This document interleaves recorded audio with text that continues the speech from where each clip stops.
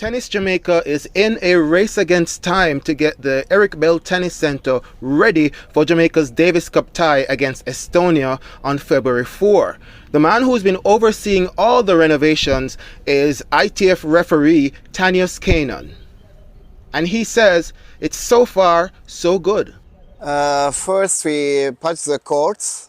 We have now this third layer, and tomorrow or after tomorrow we start the paint. But we give, every time we must give some time to every layer go exactly. We cannot put it like quickly. So I think in today 18 at 25 the court everything are okay.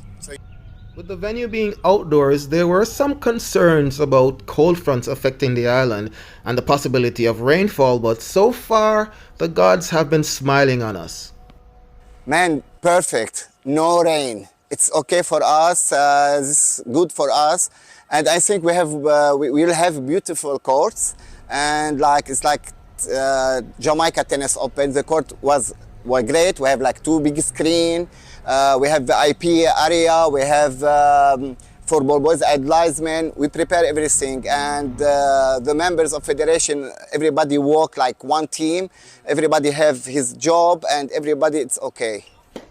And for those of you wondering if the colors of the courts will be changed, no, they'll remain the same.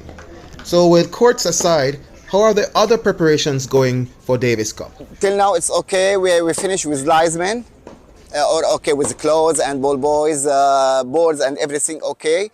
A locker room, we still prepare our locker room because Davis Cup have special rules. We need to follow the rules and we make everything exactly. Reporting for Jamaica Social Sports, I'm Cassius Watson.